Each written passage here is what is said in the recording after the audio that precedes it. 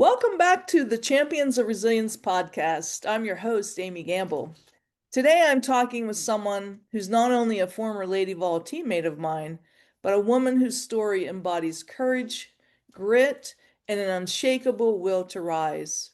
She's a brilliant woman, a wife, a mother of two, and someone whose life took a dramatic turn when she faced the unimaginable, needing a liver transplant.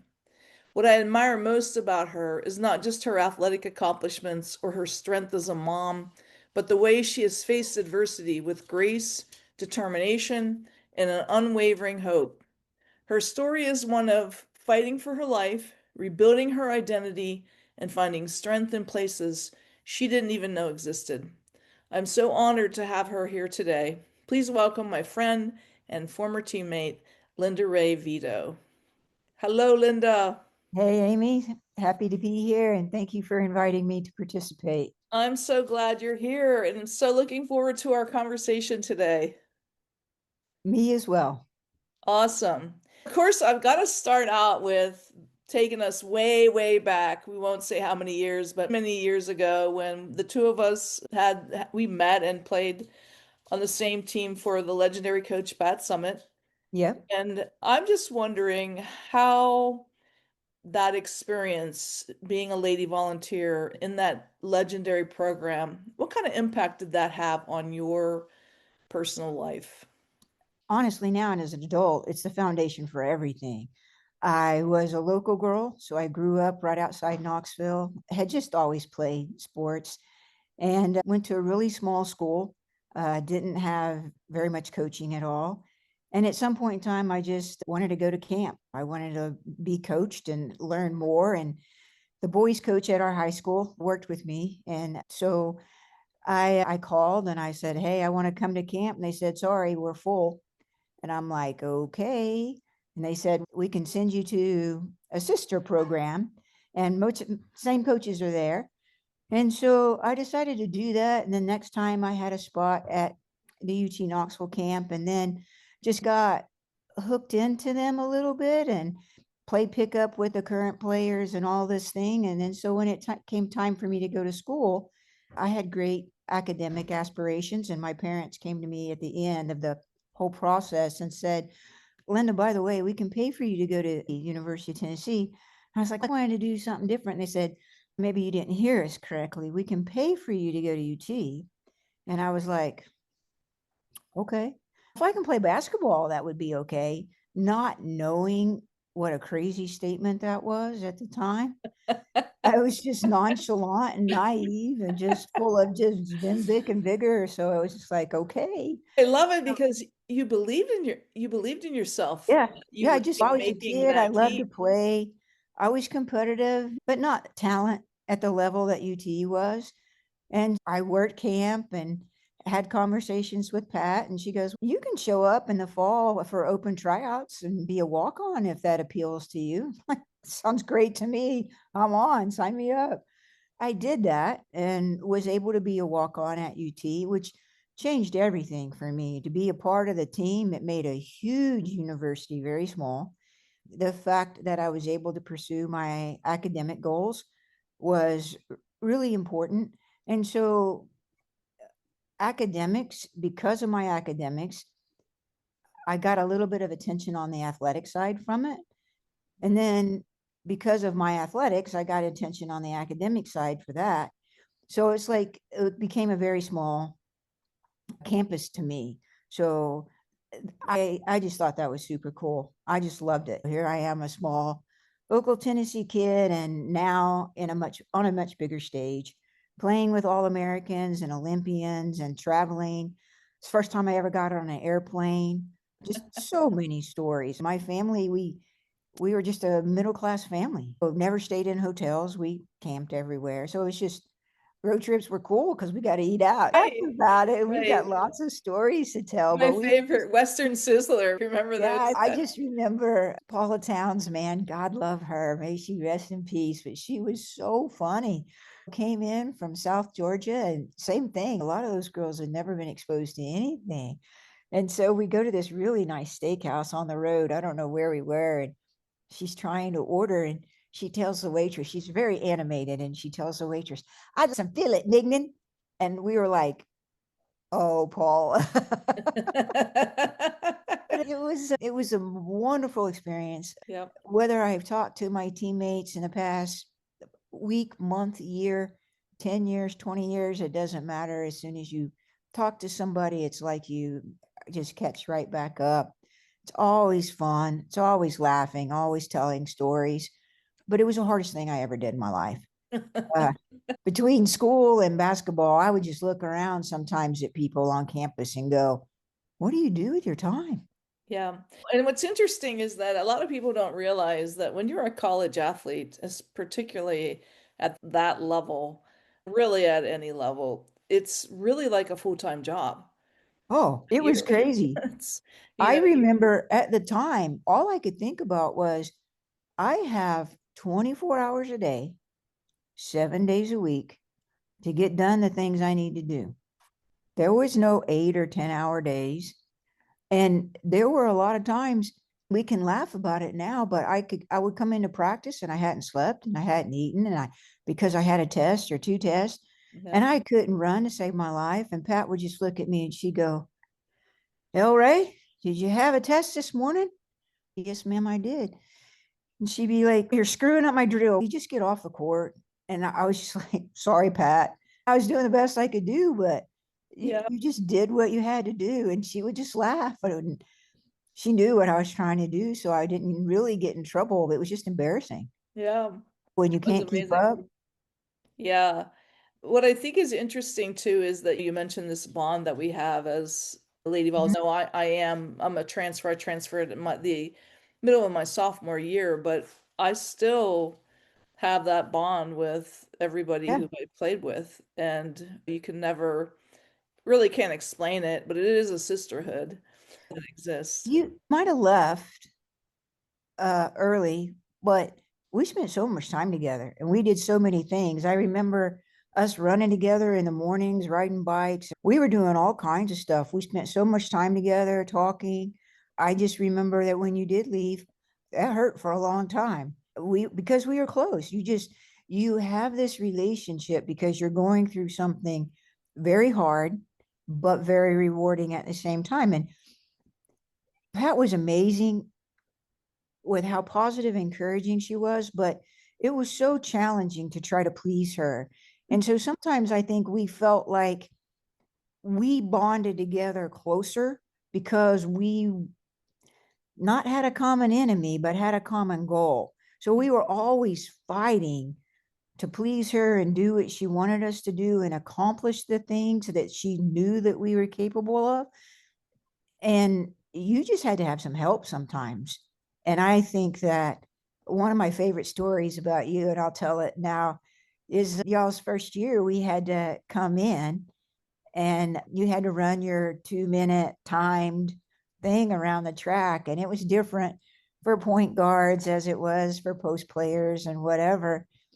And I remember in your class, when y'all came in, we had stuff we were supposed to do during the summer, and if you didn't do it, you weren't gonna do well unless you were just incredibly talented. So anyhow, we were running this 2 miles on the track, and I could make the time, but just barely. So I felt like a full-time sprint to me to make my time. And I remember you got there and you just nonchalantly sprinted the whole thing, beat everybody, point guards and everybody. And it was just like, oh my God, one of our teammates was struggling and she wasn't gonna make it. And you just turned around after you finished your two at a full sprint like it was nothing and go back on the track. And you're talking to Lisa the whole time, and you're just like, "Come on, Lisa, you got this. Come on." You turn around and ran the next mile backwards. And I'm like, oh my God.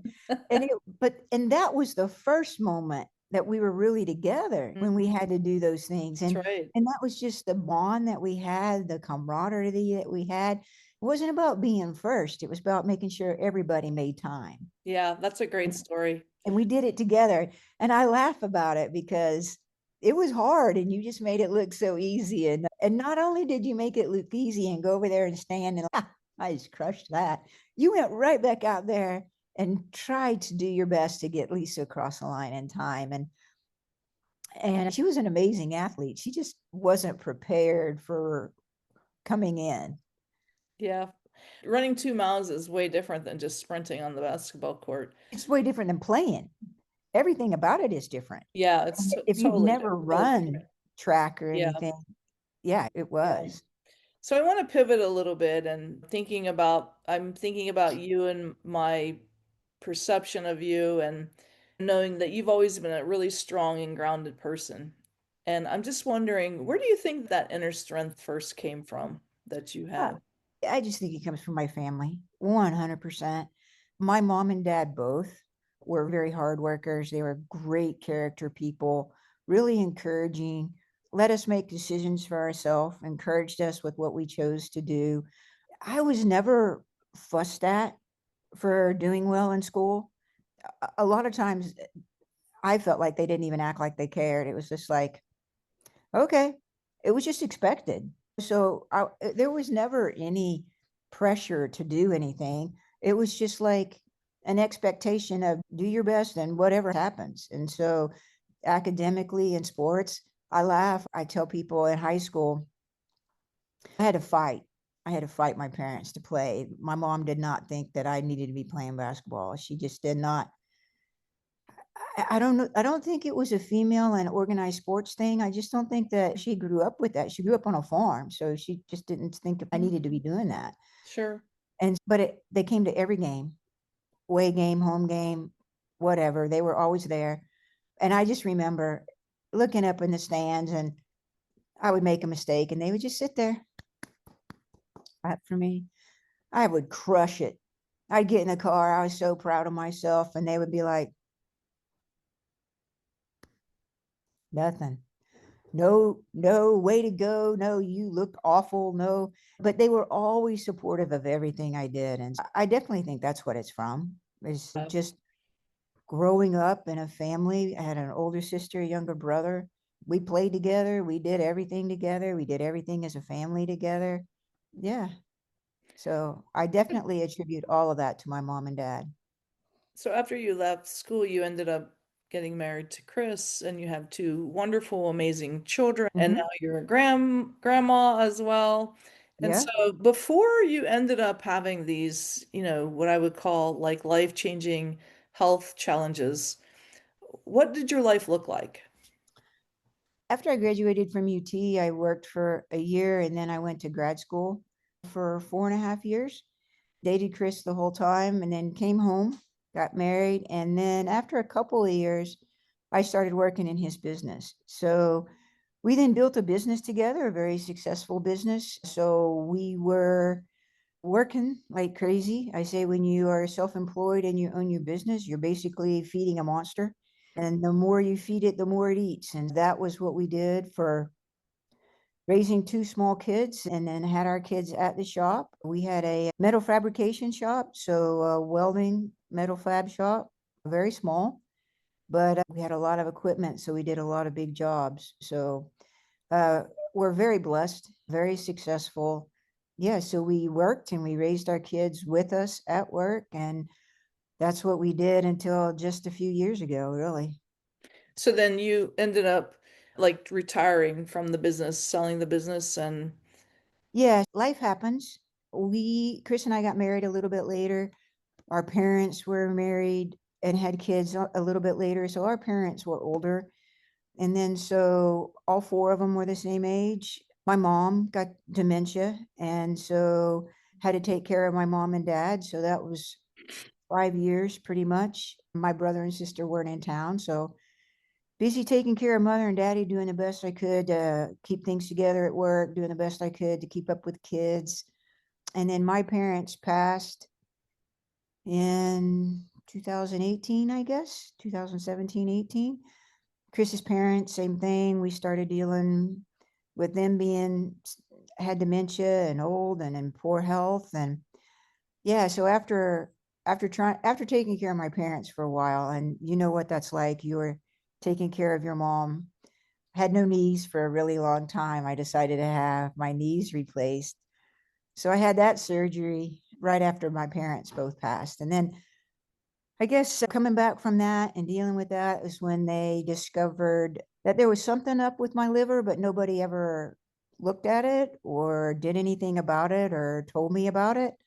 They just did a little hand waving. And so it wasn't until I was symptomatic that I had any idea that I was sick. And So when then you take us to the moment when you realize that, oh man, I'm sick and this can be life changing. it took me a while. I guess I first got sick in July of 2021, maybe. And it was November, October, November before they did enough tests for me to get a diagnosis. And then even after I got my diagnosis, it was a complicated one. Like I don't do anything easy. So it was something that half the people believed in, half the people didn't believe in. And I had my hepatologist told me, she goes, it doesn't really matter what they call it because all we're going to do is treat the symptoms anyhow. So we are just going to address the problems as they present, and it doesn't matter who puts what name to it. And I was like, it's fine by me. What was So the hardest part for you physically, spiritually, emotionally, when you realized the severity of the illness and yeah, we're going to need a transplant? I'm a super optimistic person. And I had all these plans for when we sold the business and retired and blah, blah, blah. We were going to do all these things. And then all of a sudden that came to a screeching halt. Mhm. And so it took a while from my diagnosis until it was a steady decline. I kept getting sicker and sicker and could do less and less. And I do remember when I was doing research and reading about, given the stage of my disease, how severe that was and what the morbidity is for that. It was very encouraging. When I Yeah. first read this, when I was first going through it, it was like 5 years. And they just The do. the projection for how long you would be would be around. Given the severity of my disease, And the problem was was, that without the transplant? yes, Okay. yeah, that's without the transplant. But it's complicated in that it's not as simple as a lot of people think when you say organ transplant. With liver, mine was autoimmune, which makes it more complicated. So my body was attacking my own liver. And so I had autoimmune problems going on at the same time.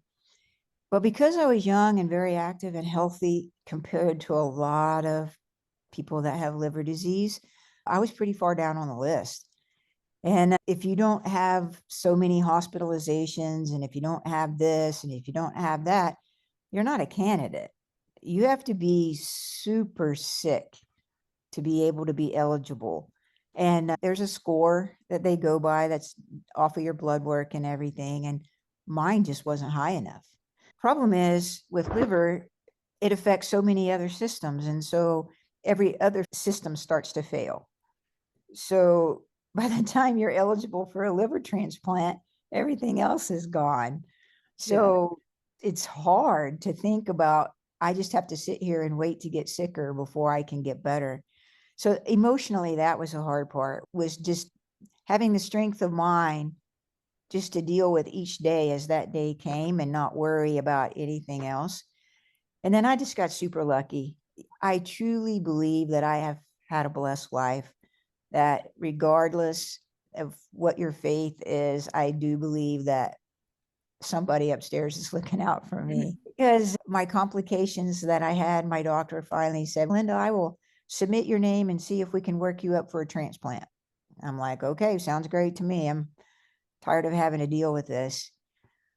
And so then they worked me up for my transplant in June, July of 24, but no thought that I would ever be eligible for a donor liver. So we So started pursuing, while you're getting on this list and you're like yeah, maybe not that hopeful that you're actually going to get the transplant, and nope. the morbidity was 5 years without a transplant, how did you reconcile that? How did you have the strength of mind, the strength of heart, the strength of spirit to be able to keep on living while you're now looking at an endpoint, a timeline.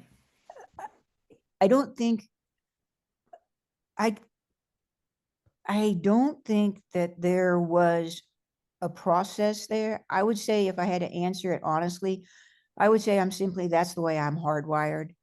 I am by my very nature an optimistic person. Uh-huh. I'm a very social person. I have a wonderful family. I have two adult children that are 27 and 30. And my youngest one is married. My oldest one is wrapping up her medical education. She's got 1 year left of her residency. And I grew up in a very close family. I am very proud of my family. We are very close. And so I had a lot of love. I never felt like I was alone. I have a lot of friends, but at the same time, I'm a pretty private person. So I won't say my friendships are superficial because they're not superficial, but I don't have people around me all the time. But I knew I could reach out to anybody at any time. But honestly, it was just a belief, a hardcore belief that I don't look at the negative, I attack the negative. And so they told me stay active, walk, eat these things. So I worked on my diet. I did what I was supposed to do. I did the things athletically that I could do, which was not much. I couldn't I couldn't play or do anything, but I could walk, I could swim. Chris and I have been lifelong scuba divers, and our kids are scuba divers, and that was just who we were. And so I did the best I could. And I came back and I was meeting with someone about my disability. And I said something about scuba diving. She goes, wait a minute, stop. I know for a fact that those tanks are heavy and you can't be disabled and scuba dive. I'm like, oh, it's not like that. And so I was having to explain, coming from my background, the accommodations that I made to be able to do the things that I was doing. And then after I explained it to her, I was like, I had my daughters and my son-in-law and my husband that would carry my gear into the water. And then I had someone else that would walk with me and get me in the water. And then as soon as I'm in the water, you're weightless. So I could do everything I wanted to do. And then the reverse was true coming out. I just Uh, think it's amazing that you would have the strength and the resilience, talk about resilience to, and just the will to want to do that, well, given my anybody that knows me would just laugh and just say, she's just so damn stubborn. That's just what you're gonna get. But it's stubborn isn't a bad thing. but there is a little bit of truth to that. And I remember telling my mother when she got pretty bad and she needed a lot of help, I was like, Mother, that strength of will and that determination and that stubbornness that has served you so well your whole life is now a problem. You need to let people help you. Yeah. And I can see that there's times where I've had to dial it back a notch because what's normal for me, my stubbornness, my determination, my strength of will, is sometimes not healthy. Mhm. And I think that's been the hardest part is to be able to accept help and to be able to ask for help. And when you have a health crisis, you don't have a lot of autonomy sometimes. Things are just out of your control. And all that stuff about personal space and privacy and all these things, they just go out the window. It just is what it is. And you Yeah. just have to be able to accept that. And for me, I just laugh. If you can laugh or you can smile about something, you can make any hard, difficult situation easier for you, maybe easier for the people around you, 100%. So if you can find the funny stories in something or the positive in something, I learn people's names. So if I'm in the hospital, I know my nurses' names, I know the people's names that are walking in the door. I say hello and I strike up a conversation. And it just makes it so much easier when you need to ask for help. If you can say, hey, Danielle, can you help me with, it's not like, it's Yeah, just different. And so amazing. it works for me. And so, yeah, strength of will and then being able to accept help. And then my kids know me so well. They know how to help without telling me what to do. You're not going to tell me what to do. It, I'm sorry, I'm going to respond negatively. And there was one time I didn't feel well and I had to go get my blood drawn. So get in the car. I always drive. 100% of the time I drive, unless we're going something in for work or Chris's truck or something, he'll drive, but I just drive. And I was like, I don't feel like driving. You care? And so he knew I felt bad if I wasn't driving. So went and got my blood drawn, came back. I was like, I don't even want to go get breakfast. I just want to go home. He's like, you sure? I'm like, yeah, I'm done. I don't feel good. And so we came home. I couldn't get out of the car. I couldn't even get out of the car. We sat there for a while. And he goes, you need to go inside and sit down. And I ended up getting sick in the car, throwing up over everything. And he's, God, you just gotten out of the car. And I was like, sorry. So I come in here and I sit down and I call my doctors and tell them I'm sick. And so they're trying to figure out what to do with me. My doctors are 3.5 hours away. And then so Chris is sitting here with me and he keeps trying to talk to me and do what I'm supposed to do. And finally he just gets mad at me. I'm out of it. I have no clues what's going on. And finally I'm just ignoring him, just flat out ignoring him. I don't want to talk to anybody. I don't feel good. And finally he gets mad at me and he says, either go get in the damn car or I'm calling 911. And I was like, okay, I'll go get in the damn car. And it's about the only time anybody's told me to do something where I'm like, okay, fine. So got in the car and drove to Vanderbilt. I just didn't realize I was that sick at the time. I read a text message or an email that I wrote, and I knew I wrote it because it's on my phone. But I was like, honey, who wrote this? I didn't say this. He goes, oh, yeah, you most certainly did. I had no clue I was that out of it. Let me, But I'm curious about when you received the call that you actually were ready to get the transplant. Like you went from being on a list to getting called in and you have to go right away to Vanderbilt to get yeah, the surgery. What do you remember most about what went through your mind when you got that news that you're number one, you gotta rush around, but you're gonna get this transplant? What went through your mind? it's crazy, honestly, because there was no way I was going to get a donor liver. No way. We had prepared and gone through the process of me having a living donor. So my younger daughter was pregnant. So there was no way that Carly could be a donor. It's just too hard on your body and you can't do it with an infant. So my daughter that was at Vanderbilt in medical school in residency was going to be my donor. And so she went through the whole process of being tested and evaluated and everything. And we were waiting to get the final approval from the committee so that we could schedule the surgery based off of Kelly's schedule.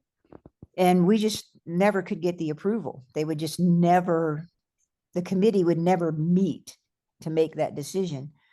So we were all in this weird holding pattern, but never at any time was getting a donor liver ever an option. Wow. I remember I was sick. I felt horrible. It happens. You have good days and bad days, but I felt really bad. And they called and they said, this is Vanderbilt and we have a donor liver for you. How soon can you be here? And I was just like, wait a minute, what? And with a donor liver, sometimes they cannot be perfectly healthy livers, and you get to choose whether you'll accept that donor or not. And so Chris wasn't home. Nobody was around. I was at home by myself. I called Chris and I got a hold of him and I told him, and he goes, yep, we're going to do it. He goes, if we don't have to have Kelly be our donor, we're going to take a chance on maybe not a perfect liver. And so he rushed home. But I literally, Amy, we were not prepared because we were planning on scheduling the surgery. And so nothing was packed, nothing was ready. You have to, after your surgery is, you're in the hospital about 4 to 7 days unless you have problems. And then you have to stay in Nashville for a month. So you have to be on site for 30 days minimum. Just so our listeners know, you live in East Tennessee and then Yeah. Vanderbilt is in West Tennessee. East or middle. Yeah. So I Middle live just Tennessee. outside Knoxville, Uh-huh. and then Vanderbilt in Nashville. And it's for us, we're 3 to 3.5 hours away. Okay. So I had to call my best friend and I was like, Angie, I'm supposed to go to Nashville and I can't pack a bag. I literally could not pack a bag. Angie goes, I'll be right there. She came to my house. She started grabbing, she had to go find suitcases. So she goes find suitcases. She's trying to pack my bags. Of course, I'm OCD and I can't stand the way anybody else is doing my stuff. So I'm like, oh my God, but whatever. We got in the car, we drove to Nashville, and then we just started waiting. So they got us all prepped and everything, but a lot of times you'll have a donor who is not dead. So they're waiting on the family to allow them to stop life sustaining measures. So there's all these procedures and protocols in place. And so you're just waiting. You're just sitting in the hospital. And then so we were getting updates that not yet, not yet, not yet. And then by the time that the donor liver finally became available, once they started doing the checks, it was no longer viable. And we'd basically been in the hospital for, God, I don't know, 12 hours. So it was super late, 11 o'clock. I don't know. And they said, it's not going to go. You can go home. They just unplugged everything. Oh, wow. And we were like, okay, we're going to go home. And so we drove home and we were emotionally and mentally trying to go through it. And to be honest about it, I was very thankful that we didn't go because we weren't ready. Chris wasn't ready. The girls weren't ready emotionally. There's no guarantee that you're going to survive that surgery. That's a big surgery and anything can go wrong at any time. And so as a family, we weren't ready. And then I wasn't ready. I didn't feel like I was strong enough because I was sick. I wasn't in a good space. And so it was a relief to not have it, to be able to come home. And so we looked at it not as a disappointment, but as a dry run that helped us be mentally, emotionally prepared. So the first thing I did when I felt decent was made a list, everything that needed to go in the bags.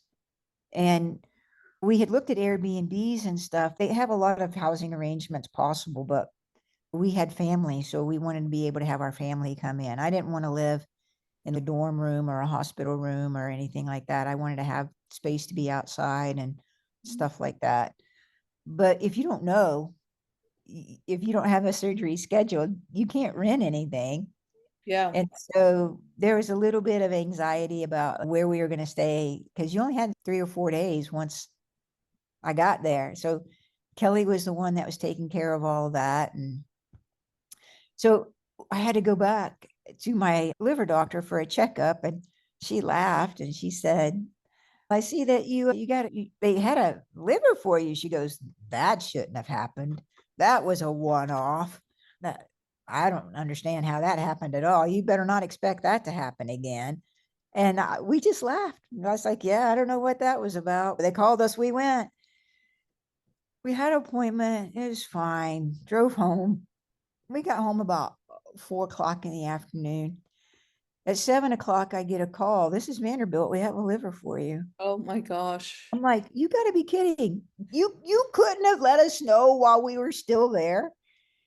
He goes, there's no hurry. It's going to take a little while. As long as you're here by midnight or just whatever, just get here when you can. There's just no rush. So here we go again. I was like, Chris, we'll just get packed and get in a car and drive down there. So we drove middle of the night and got there, and we were slated to go around 8 o'clock, and we didn't. We were there all day. I think I went in about 10 o'clock at night or something. No, maybe 6 o'clock at night. So same thing, it got pushed out and everything. I thought we're not gonna go again.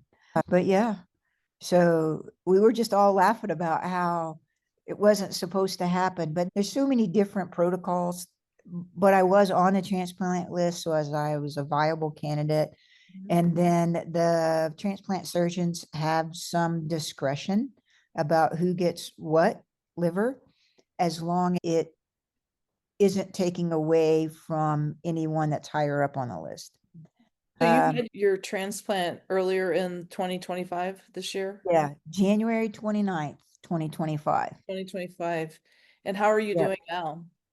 I'm better now than I've ever been. I'm going through, they've changed some medication. The medication's really hard. The medication is a lot. And I think that's the thing that most people don't understand is, so you have a healthy liver. Yeah, but I have one that my body's trying to kill every single day. So the medication makes you sick. So you're often nauseated. Food is really hard. You have to be super careful about what you eat, when you eat, how you eat. So you're constantly got little things that you're dealing with. I had a series of complications, not big, not life threatening, not anything, just made life not simple for a while. Cleared that hurdle finally in October. They had switched the medicine up for me. And I don't know, I've got to let them know I'm having problems just being sick a lot right now. So I've got to let them know about that today. But yeah, finally, if it wasn't for this last just little bit of feeling sick, doing much better. So Good to the hear. disappointing thing is I need to be starting to be more active, walking more, doing more, and we're hitting bad weather. So I'm not one to go to a gym to work out. I would love to go swim. But it takes so much time to drive to town to do a swim. I just, it would be nice to have a workout buddy, somebody that could say, "Hey, Linda, get in the car, let's go." Right. I don't have to self motivate all the time. Chris will walk with me, but he's not going to go swim with me or anything. Yeah. I'm just curious, how has all this experience changed your perspective, if it changed your perspective on life at all? Oh, a lot, a lot. You give me like your top one or two things. How did My top one is now I don't do drama. Like I don't care. If somebody wants to get upset about something stupid, like just don't bring me into it, because I'm just not going to deal with it. On the scope of things, that is zero level of importance in my life anymore. Yeah. So just don't care. Uh-huh. Uh, you see all these things on Facebook, IDC or IDNC or whatever. I do not care. These abbreviations, I'm like, what the heck? That's what it is. So now I can just laugh out loud, and I'm like, okay. But I am 100% focused on family. Carly and Alex named their baby girl Hope. And so whenever she was born last September, so not this one, but she's 14 months now. And so she was with us before my transplant. And so to have her and to be able to think about, I want to do all these grandma things. I was going to be the adventure one. I'm taking this kid, we're going camping and we're doing this and we're doing that. And to think about, I might not be able to do that was not something I was willing to consider. And so everybody's, I don't know, they think of you like you're fragile. Oh, well, wait till you feel good. It doesn't work that way. You don't wait till you feel good, because you never feel good. You got to have something to look forward to. You got to have something to be excited about and be happy about. And that's what my family does. It gives me something to be happy for. I love seeing my kids, doing stuff with my kids. I love getting to see Hope and playing with her and reading her stories and laughing. And she's just the most loving little kid. And Carly called me yesterday and say, "Hey, Mom, you want to come down and have some Hopi time?" I'll be right there. That's And so awesome. I had a horrible morning. I had a horrible morning. I was sick all morning and Chris was worried. And I was like, it'll pass. It always passes. And then after spending the afternoon with her, I felt better. So Beautiful. I think that's the biggest thing is to focus on the things that are important to you. Mhm. And that is my friends and my family. And you can appreciate this because I think we've talked about this previously, but I have so many amazing friends, but I didn't get a lot of phone calls. I didn't get a lot of reaching out. And I think it's just because everybody's involved in their own life. And sometimes you want to, but you don't know how to, or you don't know what you should do. So you don't want to make things worse.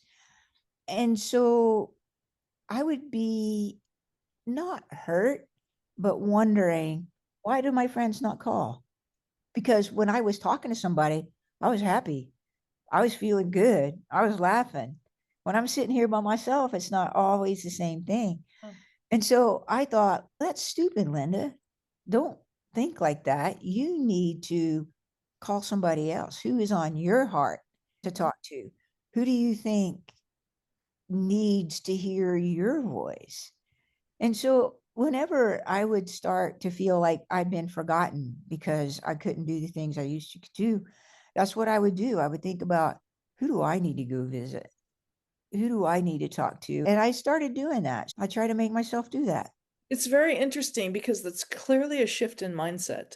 Like maybe you didn't consciously think, "Oh, I'm shifting my mindset now," but that is exactly what you did. You shifted from being like Yeah. victim, feel a little bit sorry for ourselves to the point of, oh, this is what I can control, and I'm going to Yeah. control this, and I'm going to make a difference. I love that. That's definitely in the under the umbrella of resilience for sure. There's no question about it.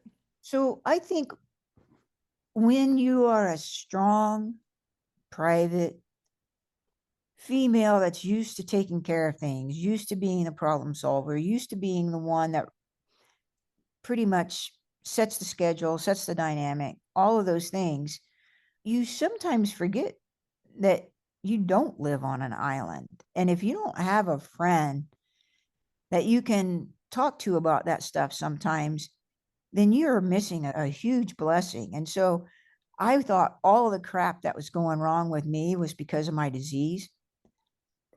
Maybe only about half of it was. The other stuff is just age related. But I didn't know. I couldn't separate because I'd never done either one. Never been sick before, and I never had to deal with age related issues before. And then so when I was talking to my friends, they'd be like, God, do you blah blah blah? And I'm like, you're dealing with that too? Oh, it made me feel better. Not that Sure. someone else was suffering, but that I wasn't the only one dealing with this Yeah, stuff. And yeah. it's, oh, you don't sleep either. What do you do? Because this is what I do.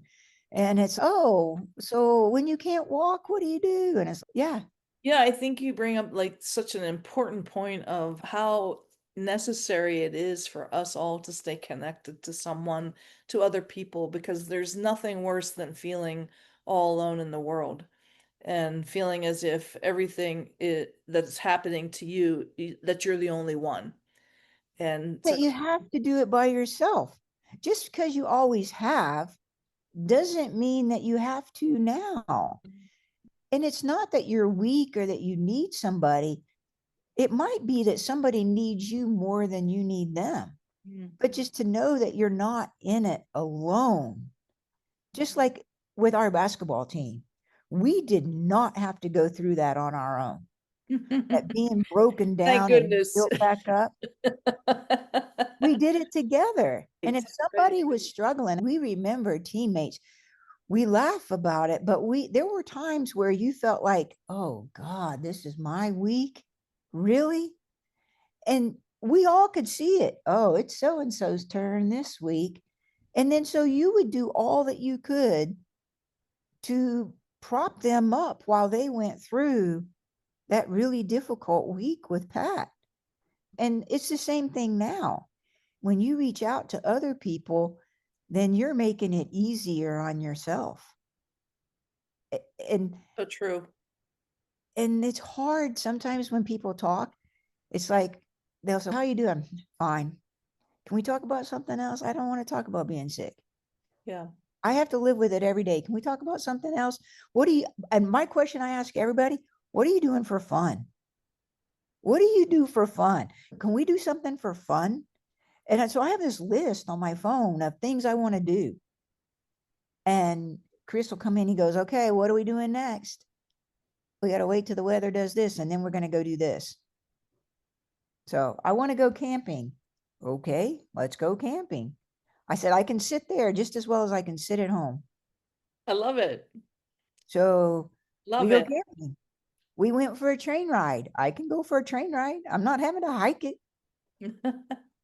I did try to do a hike, and That it was a busy. you're really speaking to so many of the things that differentiate between people who have resilience and build resilience over time and people who can stand from learning a little bit more about how to build resilience because your adaptability and your attitude, your positive attitude, your optimism, all these things, using humor, perspective seeking, all the things that you're talking about is all the things that help with that foundation of resilience and making you stronger and helping you to get through something that's incredibly difficult.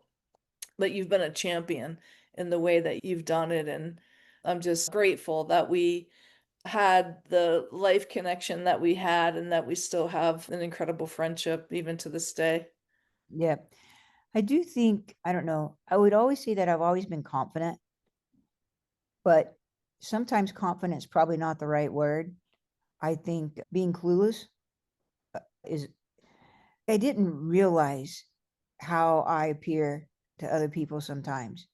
Like they just see me and I'm outgoing and I'm not necessarily loud, but I don't act afraid of anything. People laugh at me for that.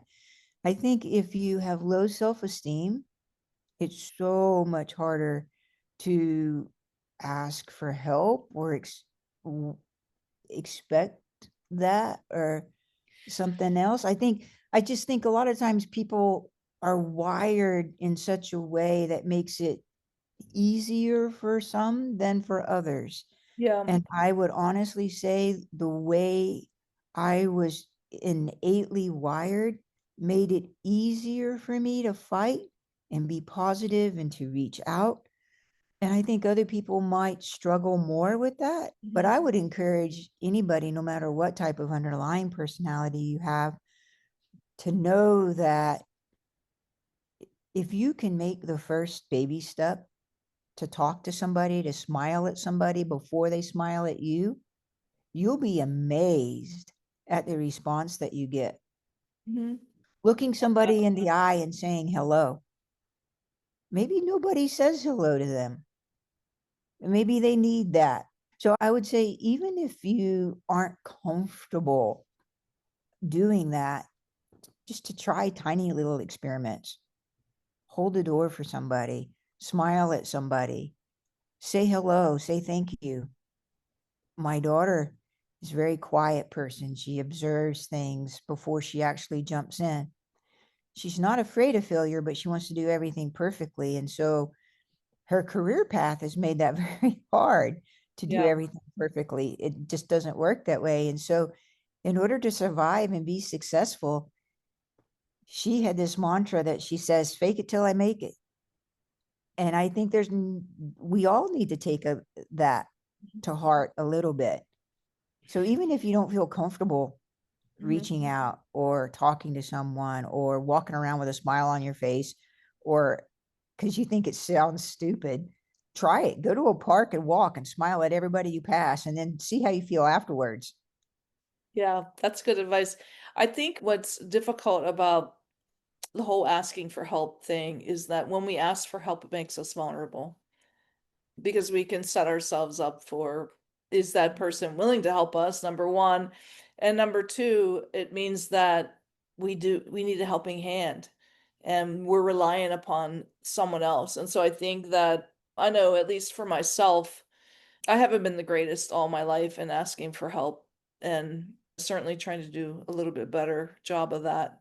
But I want to close out our conversation. I've just really loved talking with you today, and you've had such great points of wisdom for so many people. It's really blows my mind how strong you are and how resilient you are. I just want to know if you have a message for someone who might be listening right now, who might be fighting some type of health battle, mental, physical, and they're scared or they feel alone. What would you tell them? You need a person. You need a Find your person. person. Find your person. You Uh-huh. need an advocate. You need somebody, not necessarily to take care of you, but you need somebody that you can just count on to talk to. And then if they do encourage you, that's great. If they do help you, that's great. If they do just come sit with you, that's great. I will say this. I There was a period of time where it helps me to be with people and to talk to people, but I shouldn't be out in public and different things. And so my sister would come over when she visited, and she would just be like a whirlwind. Let me do this, let me do that, let me do this, let me do that. And I was like, it drove me crazy. I didn't want that. And I finally said, listen, I'm not trying to be rude. Will you please just stop and stand still for a second? I don't want you in my kitchen. I don't want you putting away my clothes. I don't want you cleaning my house. Will you just sit down in a chair and talk to me? Or if I fall asleep, will you just sit in a chair and read a book? I don't, I just wanted company, but I didn't want anybody to do anything. And I think sometimes people think that they're supposed to do something. You don't have to do anything. You just have to be there. And the people just know that they just need somebody to be there. So I would just say that if I could, number one, find your voice. Find your voice. Tell people what would help you. What do you want? Don't just be unhappy because people aren't giving you what you want. Tell people what you want. Mm. And then That's so apologize if good. they think you're rude. Sorry. I love that. Yeah. And Well, I'm not meaning to hurt yeah. anybody's feelings. I just need you to sit down. Uh-huh. I love that. Yeah, asking for what you need. That's so critically important. And that's hard to know what you need. You're listening to what people are telling you. Mhm. Listen to what your body tells you, what your mind tells you. Seek out the things that you need. Seek out the things that make you happy. And then if you have to, be uncomfortable and tell people what it is that make you feel better. It's okay. I love that.